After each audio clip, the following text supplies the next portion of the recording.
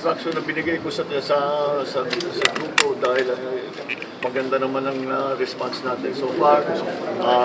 Sinabihan ko lang sila mag-focus lang ng mabuti doon sa mga areas na sa hanggang ngayon ay hindi pa natin may pasok. So yun ang magiging next na priority na gagawin ng DSWD, pati na siyempre Public Works, because kung yung mga daan na landslide, kailangan pagtulungan sila ng LGU para i-clear yung daan. The only other main issue was the suggestion that the entire Metro Manila will be put under a state of calamity.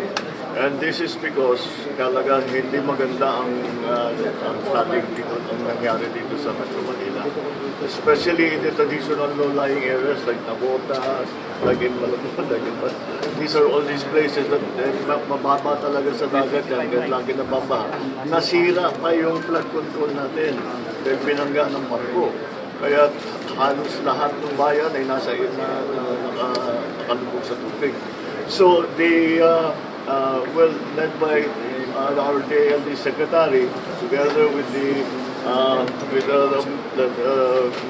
Mayor Zamora, who is siyang namumuno ng buong Metro Manila Mayor, sila magpo-convince sila mamaya after this para makapag-decide kung talagang kailangan ba mag-state of calamity ang buong NCR. Sir, hindi kayong mag-declare ng state of calamity?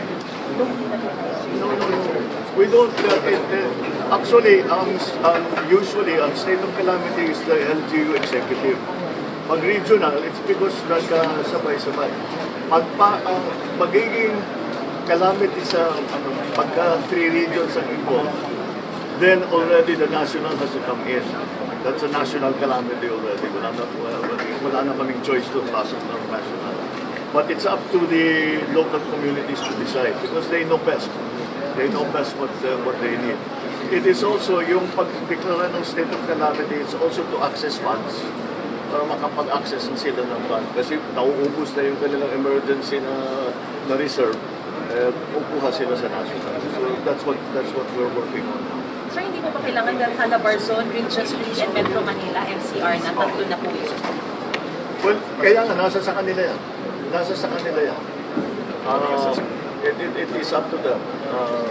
That is very much a local prerogative. Sir, about the flood control project, kumusta po yung situation? I don't think we can really talk about that now. What we need to talk about is how to bring help to the people who are in trouble. Sir, you have